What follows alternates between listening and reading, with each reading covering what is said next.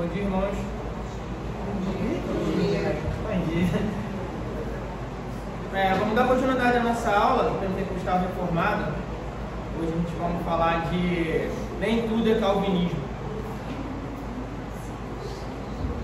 Aqui, antes de começar, queria pedir os irmãos aí um momento para a gente orar, agradecer a Deus por estar aqui.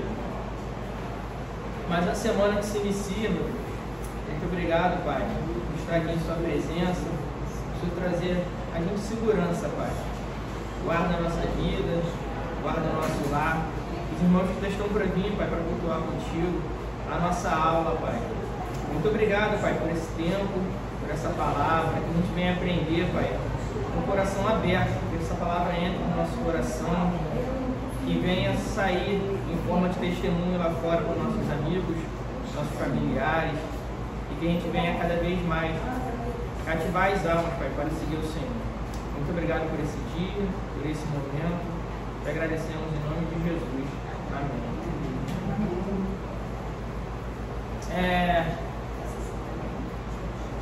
Antes de começar, eu vou resumir o que o bispo Walter falou sobre o pentecostal reformado. Um pentecostal reformado é o que afirma suas origens, não tem vergonha das suas origens, mas que está disposto a repensar tudo à luz da Escritura. Esta é uma constante avaliação de si mesmo, da sua tradição, da sua história recente, mas que abraça firmemente a doutrina da graça, o fato de que Deus é soberano e que nós somos salvos pela graça de Deus somente. A nossa igreja, ela foi fundada através do avivamento lá da rua Azusa e veio se propagando através do pentecostalismo. A gente sabe o rumo que o pentecostalismo tomou hoje. Obrigado. Desculpa aí. Mais uma vez, mais nervoso ainda do que sempre, né? A gente parece que nunca passa. A gente vai aprendendo aos poucos. Então, a nossa igreja ela foi fundada através desse movimento. O bispo Walter, ele modificou a nossa doutrina, e o bispo Roberto, que foi o idealizador, ele veio do Canadá, num congresso em São Paulo, e sentiu tocado por Deus de ficar no Brasil, mudou todos os planos dele, que não era vir para o Brasil, e fundou a nossa igreja aqui. Com o passar do tempo, seu filho assumiu e houve essa reforma na nossa igreja. Assim como a reforma protestante aconteceu lá atrás, essa reforma também na nossa igreja gerou essa nova doutrina. Uma doutrina nova que a gente vai procurar, a gente não acha muitos escritores sobre, é muito difícil achar assuntos, ainda mais no Brasil. E a reforma, ela teve início lá atrás com Lutero, século XVI, no início do século XVI, um pouquinho mais de 500 anos, ali por volta de 1517. E toda vez que a gente fala em reforma, a gente lembra de duas grandes pessoas, Calvino e Lutero.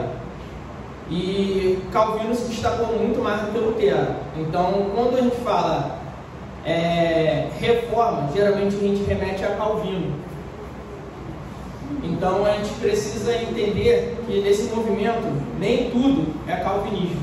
Existem outras doutrinas, como o luteranismo. Mas a expressão calvinismo, a primeira vez ela foi usada em 1552, numa carta de um pastor luterano, quando ele escreveu para Hamburgo, e ele usou a primeira vez esse termo, calvinismo. O calvinismo também é chamado de reforma. Quando a gente fala puramente reforma, a gente remete ao calvinismo. Confissão de reforma e teologia reformada. Esse movimento ele se caracteriza tanto pelo religioso protestante quanto pela ideologia sociocultural, com raízes na reforma protestante iniciada por Calvino. Então, Lutero, lá na Alemanha, no castelo de Berg pregou as 95 teses, e depois dali a reforma foi tomando forma e foi crescendo. Calvino abraçou a reforma, ele estava lá em Genebra e começou deu continuidade, né, a essa reforma. Não totalmente na linha de Lutero, mas ele começou ali. O que acontece? Lá a reforma de Calvino e de Lutero, elas são um pouco diferentes. Quando o Lutero começou, ele não queria separar da igreja. Ele queria continuar com a igreja universal, que é a igreja católica, né? E Calvino, ele viu que não tinha como fazer isso. Então ele queria totalmente essa ruptura. Então eles tomaram um caminho um pouco diferente. E a partir dali começou. Calvino, ele foi excomungado, então ele teve que romper com a igreja e também tomou esse mesmo caminho do que Calvino. E tem divergências dentro do próprio calvinismo. E a gente vai ver essas diferenças da reforma e o que essas diferenças dentro da reforma tem a ver com o pentecostalismo. E se a gente realmente pode ser um pentecostal reformado. Aqui são os principais reformas, os reformadores, são a linha luterana, anglicana, calvinista e tem uns outros. Para demarcar essa diferença, vamos tratar alguns pontos divergentes dentro do movimento reformado. Começar pelo principal, que são os dons espirituais. Muitos dos reformados não creem na continuidade dos dons. Eles são sensacionismo.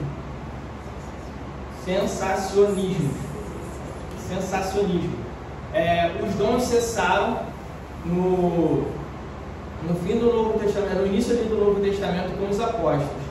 Eles acreditam que os dons foram dados aos apóstolos para a plantação da igreja e logo após eles cessaram. Mas o movimento anabatista, que estava surgindo ali com ele no momento, foi um dos principais pontos para isso. Por quê? Os anabatistas, eles alegavam que eles tinham uma espécie de revelação e eles podiam adicionar coisas das escrituras. Então, a reforma ela negava esse dom a eles e isso trouxe essa negação dos fatos dos dons até hoje. Então, temos 3 grupos dentro da reforma sobre os dons. Que os dons cessaram, que os dons podem acontecer e que os dons acontecem.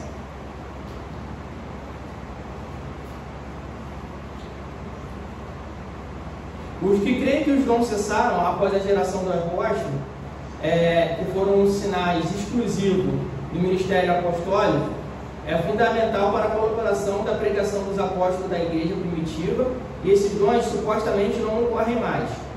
Essa é a primeira linha de pensamento. Contudo, alguns membros do campo reformado mostram-se mais abertos à possibilidade de certos dons carismáticos, ainda se manifestar em nossos dias. Assim, o Espírito deseja concebê-los.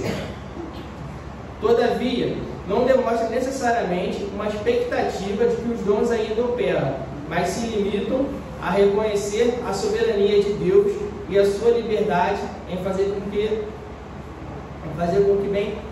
bem entender, que Deus ele pode tanto operar através dos dons ou não. E o terceiro grupo, que é o mais importante para a gente, que é o que defende a continuidade dos dons. Teólogos importantes como Wayne Grudem, C.J. Manning e Sam Storm, todos eles se declaram calvinista carismático.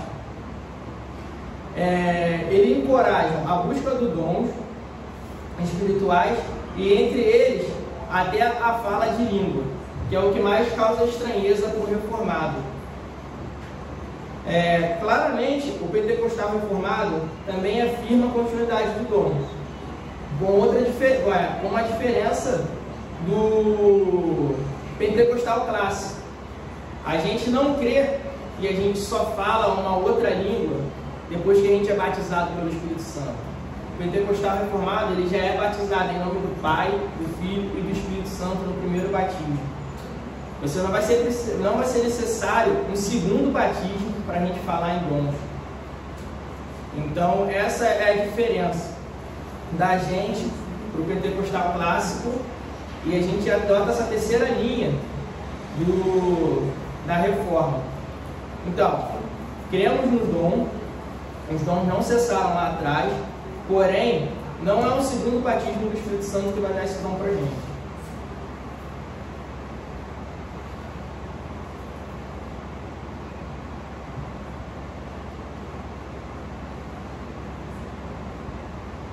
Pedi os irmãos para abrir a Bíblia aí, na Apocalipse 20:10.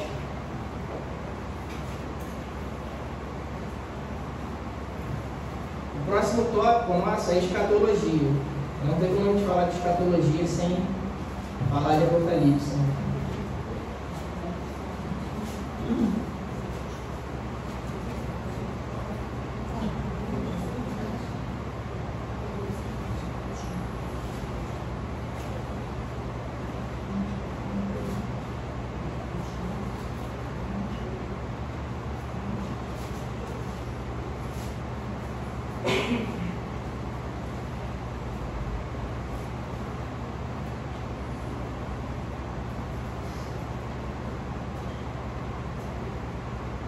Eu vou ler aqui e pedir que os irmãos acompanhem, por favor. Então, vi descer do céu, vi descer um anjo do céu que trazia na mão a chave do abismo e uma grande corrente.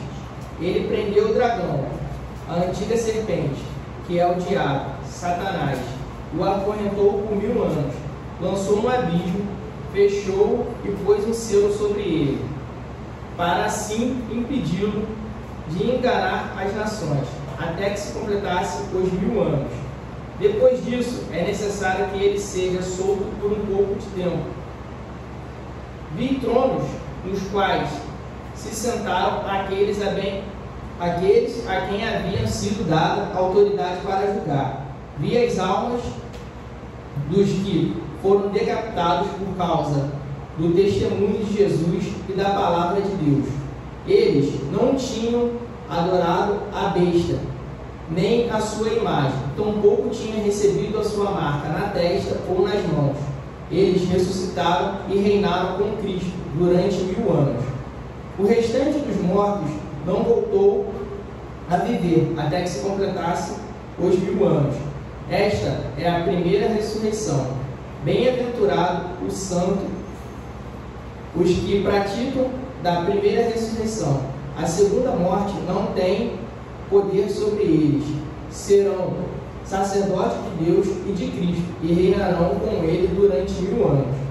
Quando terminarem os 1000 anos, Satanás será solto da sua prisão e sairá para enganar as nações que estão nos 4 cantos da terra, Gog e Magog, a fim de reuni-las para a batalha. Em número, eram como a areia do mar. As nações marcharam por toda a superfície da terra e cercaram o acampamento dos santos. A cidade amada, um fogo, porém, desceu do céu e os devorou. O diabo que os enganava foi lançado no lago de fogo e enxofre, onde havia sido lançado a besta e os falsos profetas. Eles serão atormentados dia e noite pelos séculos dos séculos.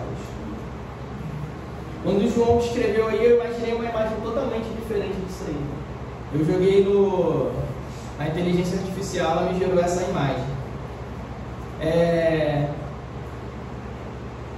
Para a gente interpretar Apocalipse, a gente tem 2 modos iniciais. É o modo literal e o modo alegórico.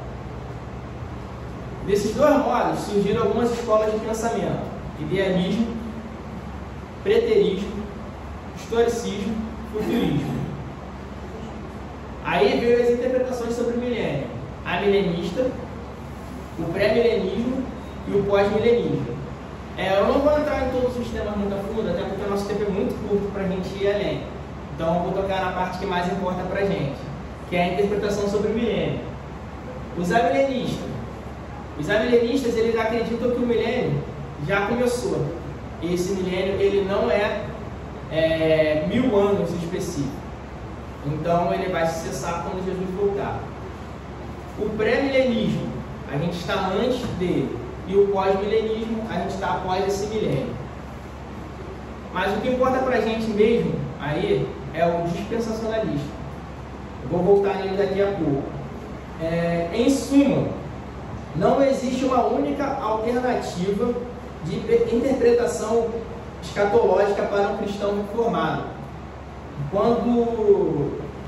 menos para um pentecostal reformado como a gente. É possível ser um pentecostal reformado de linha amilenarista, pós-milenarista ou pré-milenarista histórico.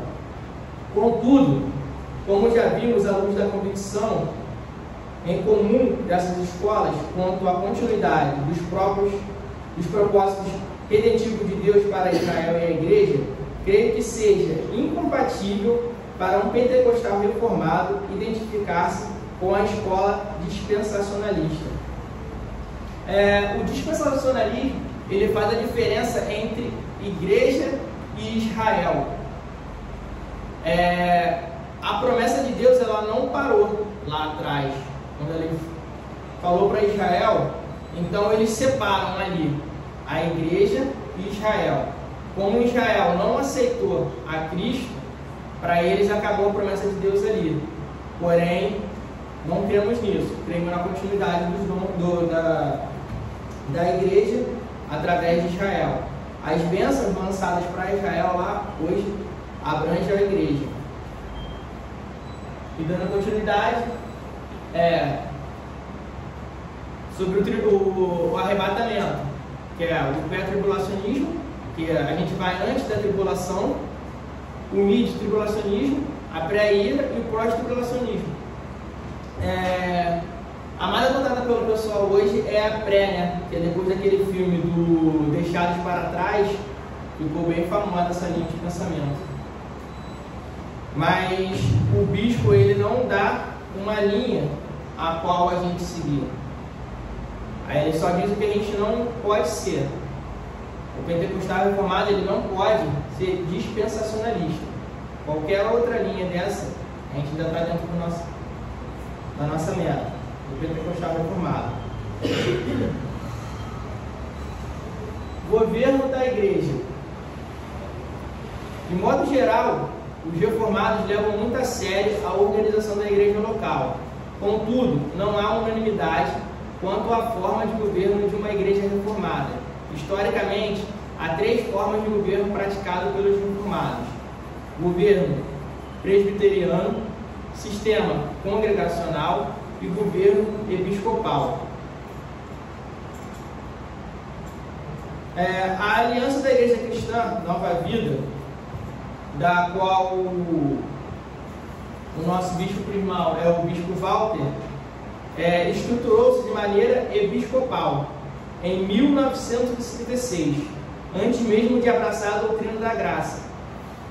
Inicialmente, os contornos do governo da Nova Vida não eram bem definidos, pois ainda dependiam muito do modelo de governo vindo da missão de fé apostólica, oriunda do movimento pentecostal carismático da Rua Azusa. Lembra que eu falei que a nossa igreja ela foi fundada pelo movimento? Então, quando eles chegaram aqui, o bispo ele não tinha plena autoridade para decidir o que ia fazer. E é muito comum assim que as igrejas pentecostais plantadas lá fora, elas são assim ainda.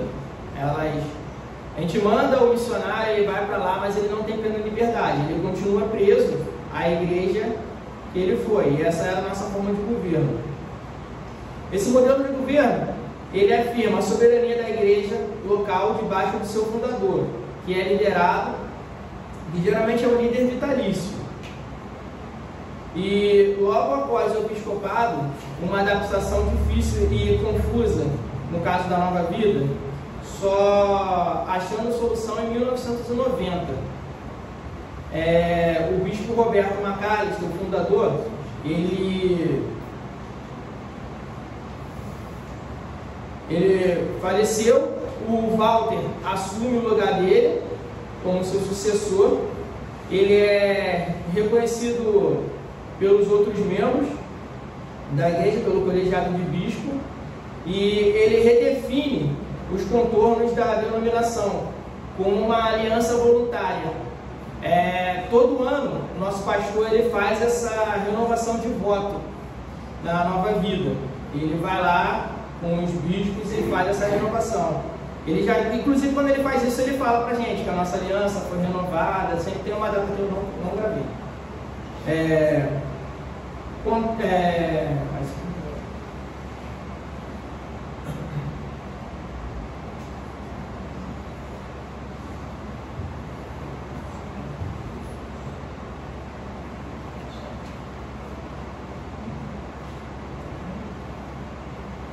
E essa aliança, ela reconhece o bispo primaz, que é no caso nosso, o Walter, tem o colegiado de bispo, a qual o bispo Rubens faz parte, e nós somos membros desse colegiado.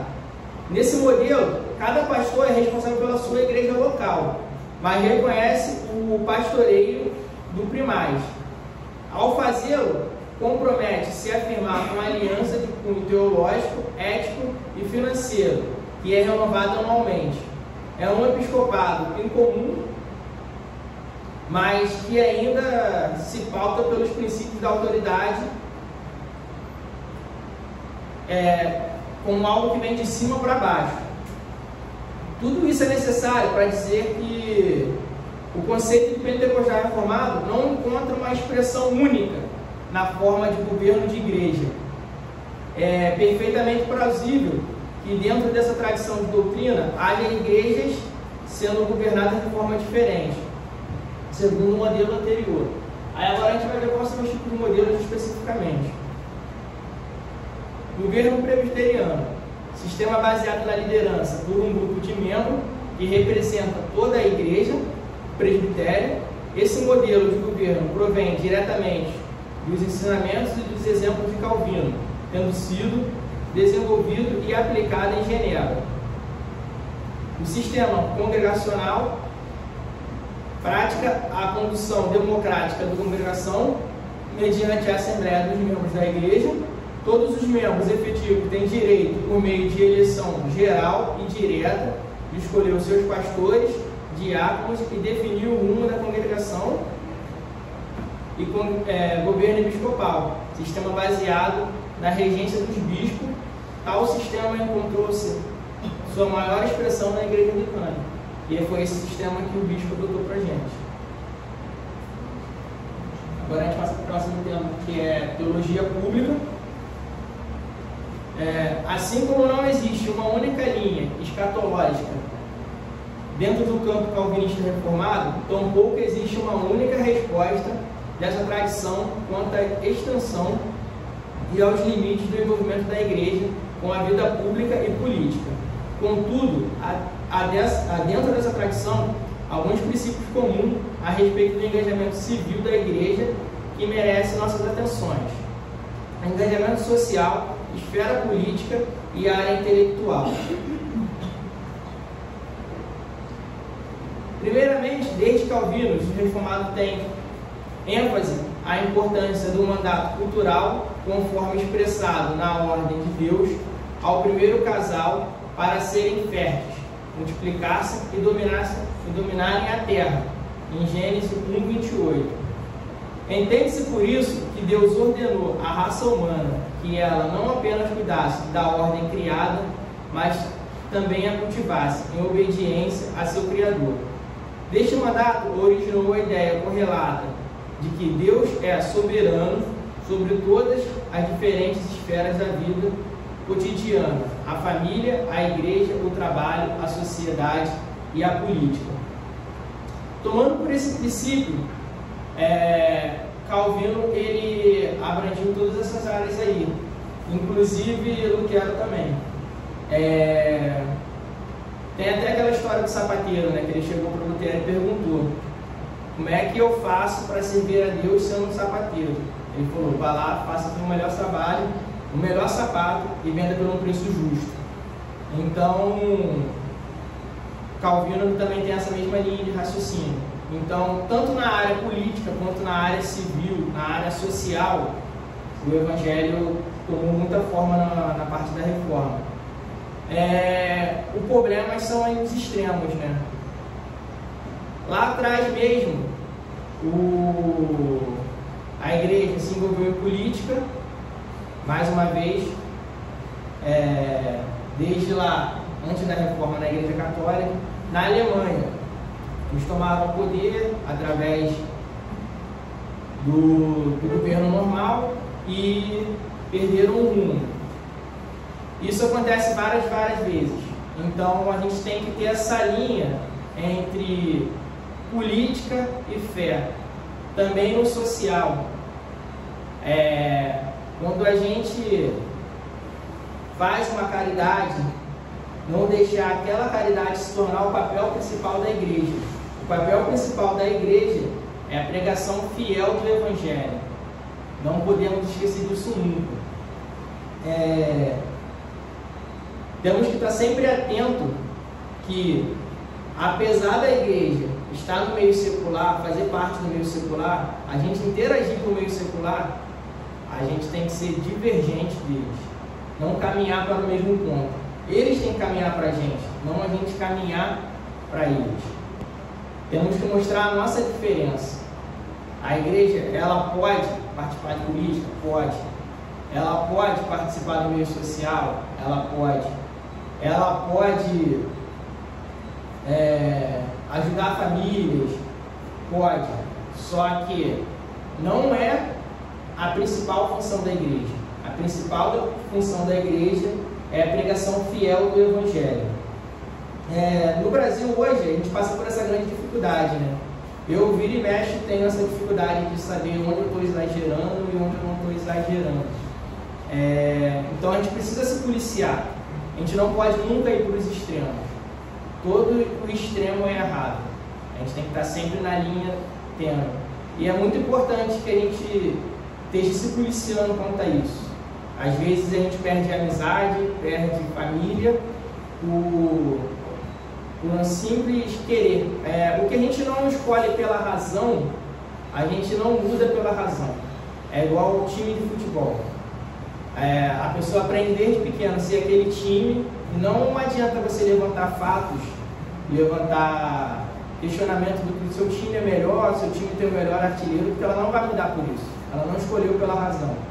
Mesma coisa política. Devemos conversar sobre? Sim. Podemos mostrar fatos? Sim. Mas não tem como a gente mudar o pensamento do outro. A mudança é interna. A gente tem que pregar o Evangelho. Ah, mas o Evangelho diz que é isso, a política tem que ser dessa forma, tem que agir desse... No teu ponto de vista. Temos pontos de vista, temos cosmovisões diferentes. Não somos iguais.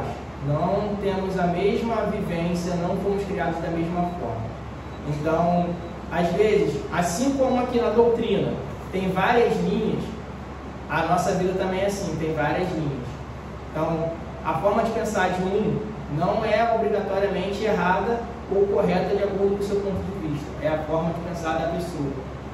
Essa diferença de cada um nos torna um mundo complexo. E não é impondo a nossa querer, a nossa vontade sobre os outros que a gente vai mudar isso.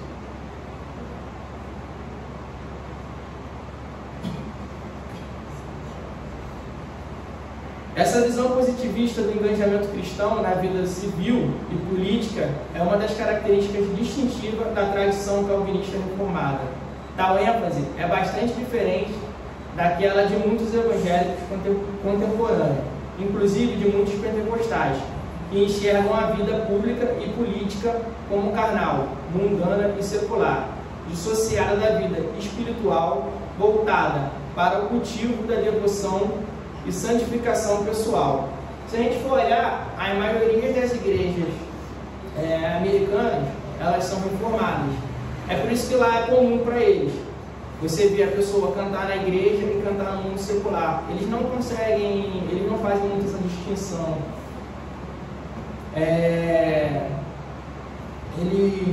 Para eles são comum. Na Alemanha também tem isso, a pessoa participar da igreja e cantar. Alguns pastores, até alemão, participam de eventos seculares e eles usam de costumes que a gente não faz aqui no Brasil, tipo beber, e para eles lá isso é normal. Mas a gente, como tem uma visão mais pentecostal, a gente tem essa visão do carnal, do mundano, do secular, essa separação. A gente é totalmente extremista a esse ponto também. Então, a gente é mais um ponto que a gente precisa pensar sobre isso. Essa separação do mundo. A gente não vai estar lá com o mundo, não vai fazer o que o mundo faz. Mas também a gente não vai tacar pedra em quem está lá. Deus, ele tem uma forma de agir, a qual nem tudo é revelado a gente. Então, às vezes o agir de Deus sobre uma pessoa a nossos olhos causa escândalo, mas Deus sabe o propósito daquilo. E Ele tem uma coisa preparada a qual a gente ainda não enxergou. Deus é atemporal, Ele já sabe o passado, sabe o presente e sabe o futuro. Então, em vez de a gente criticar, vamos tentar ajudar. Teologia pública. É preciso diferenciar o papel principal da igreja, a pregação fiel do Evangelho, como a inevitável influência que ela traz à sociedade. Sabendo separar essas duas coisas, conseguimos fugir assim de uma utopia social e política, de seus extremos, a total descrença do bem da sociedade. Não podemos tentar transformar o mundo em um mundo perfeito para os evangélicos, mas também não podemos ficar parados esperando que Deus faça tudo. A política vai mudar se a gente cruzar o braço? Não. Vai continuar sendo a mesma coisa. A gente pode interferir, pode tentar ajudar, pode tentar melhorar? Pode. E a gente vai fazer o quê? Cruzar os braços ou agir, sem perder a nossa linha principal, que é a pregação fiel do Evangelho. A gente pode mudar o mundo, acabar com os pobres? A gente pode tentar, tem pobre pra caramba, acho meio difícil de conseguir.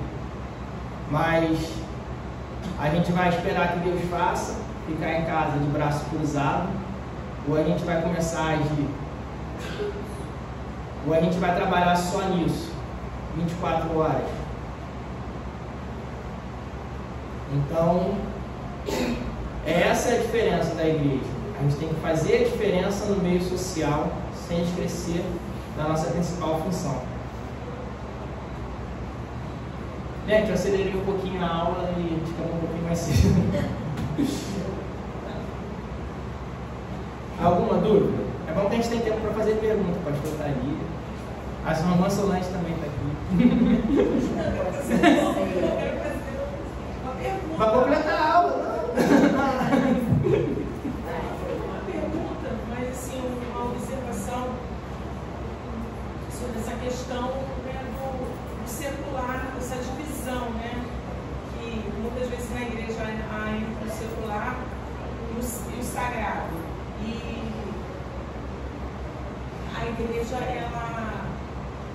ela se desenvolveu de uma maneira, assim, o membro saiba que ele é um cidadão do céu, mas é um cidadão do mundo. Então, se essa inspiração dele é pela arte, ele criar uma arte, não somente gospel, que vá só alcançar um nicho, mas uma arte cristã que alcance o mundo, que as pessoas, como C.S. Lewis, né, fazia, né, com a Crônica de Nárnia, que muitas pessoas sequer sabiam de que falavam aquele livro.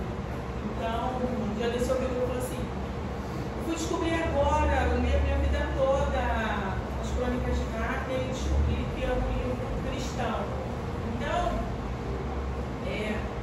qual seria assim, a sugestão, isso eu estou perguntando para todos aqui, para que essa barreira fosse ultrapassada, né? Sair do nicho do gospel, de produzir coisas somente gospel, e alcançar o mundo através da arte, da política, de qualquer profissão que você exerça, você saber que você está ali, não só, eu escolhi ser militar, não sou militar só para minha vida pessoal, para os meus bens pessoal, mas que vou servir a Deus ali naquele meio.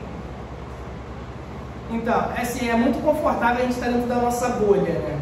Então, é muito confortável estar aqui falando para vocês. Vocês não vão me criticar, vocês não vão contestar a minha fé. Mas, quando eu estou no meio dos meus amigos, lá no quartel, eu não tenho esse mesmo conforto de falar da palavra aqui com vocês. Primeira coisa, hoje, eu era supervisor da sessão, chegou um sargento mais antigo, ele é espírita. Toda vez que eu boto um gospel, ele gosta, tu pode botar gospel, eu posso botar a ponta de macumba. Meu amigo, fica à vontade, tu ouve um pouquinho, eu ouço um pouquinho. Acabou, já quebrei ele. Por quê? Ele está acostumado com as pessoas que, não, se tu botar isso aí eu vou sair. Bate de frente. Eu não bato de frente, tu quer ouvir? Vamos lá, ouve um pouquinho do meu, que eu ouvi um pouquinho do teu. Quem tem mais poder para influenciar? Ele vai me convencer de ser espírita ou eu vou convencer ele de ser cristão? Eu tenho convicção da minha fé, eu tenho convicção da minha palavra. Ele vai me convencer? Não. Então ele pode falar o que ele quiser ali. Eu vou ouvir abertamente e vou expor os meus pensamentos para ele. Pô, cara, isso aqui está errado, isso aqui é assim.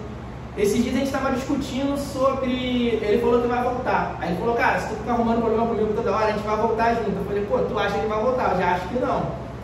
E aí? Então tem essas coisas. A gente tem que pregar o nosso evangelho lá fora, não só através da palavra, mas através da nossa vida. Porque o irmão Souza está falando. Na nossa bolha é muito confortável a gente falar para aquilo que a gente está falando.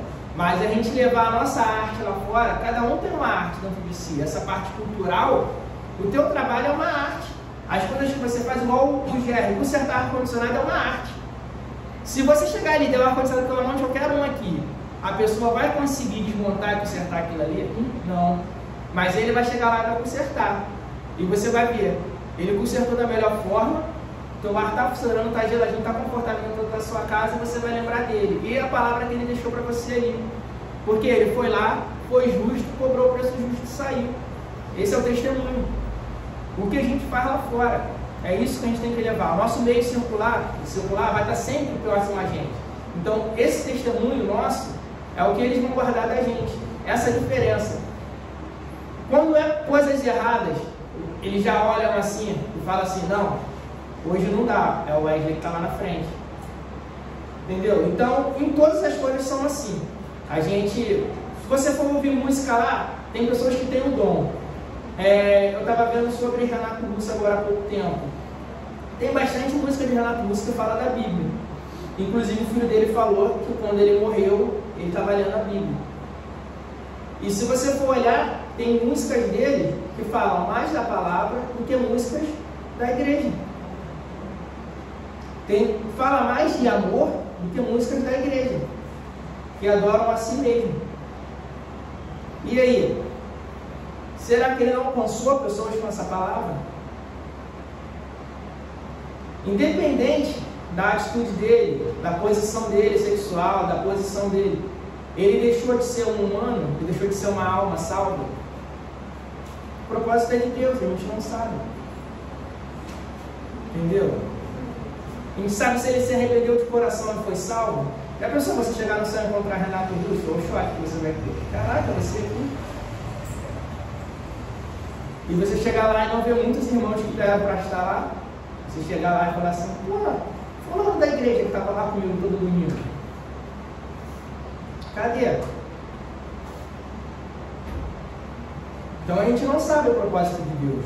Não cabe a nós julgar. Cabe a nós pregar. A nossa parte é a pregação fiel do Evangelho. O nosso testemunho é a pregação do Evangelho já. A palavra que a gente leva, não só através da nossa boca, muito mais por atitude, conta muito. Não adianta a gente falar que é levantar uma bandeira e agir de forma diferente. O que fica lá fora para eles é o que a gente faz. Eles vão olhar para como é que você age, como é que você se veste, como é que você se comporta. E o mundo secular, eles só querem isso. Eles querem uma forma de quebrar o nosso raciocínio, a nossa forma de agir, mostrar que a gente está errado. Que o que a gente prega, o que a gente vê é errado, que Deus não existe. Eles não têm religião. A maioria lá que eu conheço é ateu. Eles agora está na moda ser ateu. O cara, não sou ateu. Aí fala, pô, beleza, qual é a tua religião? Sou ateu. Aí eu falei, pô, cara, ateu é contra Deus, então tem que crer em Deus para você desacreditar dele. Entendeu? Então, o que a gente está levando lá para fora? O que a gente está pregando? Como é que está o nosso coração? É para isso que a gente está aqui todo domingo. Para a gente aprender. O que a gente aprende aqui é muito pouco. E quanto mais eu estava falando com o Paulo esses dias, quanto mais eu estudo, mais eu vejo que eu tenho que estudar. Para montar essa aula aqui, eu escolhi uns 2 livros diferentes, busquei e falei, caraca, não dá tempo para ler tudo, para botar tudo que a gente quer. Porque quanto mais você busca, mais coisas você sabe que não sabe. A gente fica, parece, quando o cachorro fica correndo atrás do próprio, vai buscando conhecimento, o conhecimento vai crescendo, aumentando, e você fica perdido. Mas essa sede, essa vontade de conhecer a Deus que a gente tem que ter. Não é ficar parado, sentado, esperando que tudo aconteça. Essa é a diferença. Vai acontecer, independente da gente fazer ou não? Vai. Mas qual é a tua participação nisso? Onde você vai estar no final? É isso que vai decidir. O que você fez aqui, o que você está fazendo, a forma como você age é que vai decidir lá no final. Se Jesus vai falar, vem, ou ele vai falar para você ser a parte. Mais alguma dúvida? Então vamos agradecer a Deus aí. Deus, muito obrigado por essa palavra, Pai. Obrigado por tocar nos nossos corações, Pai. Guarda essa palavra no nosso coração, na nossa mente, meu Deus. Dá-nos um culto abençoado, meu Deus. Abençoe nosso culto. Traga a palavra de conforto no nosso coração, em nome de Jesus. Amém.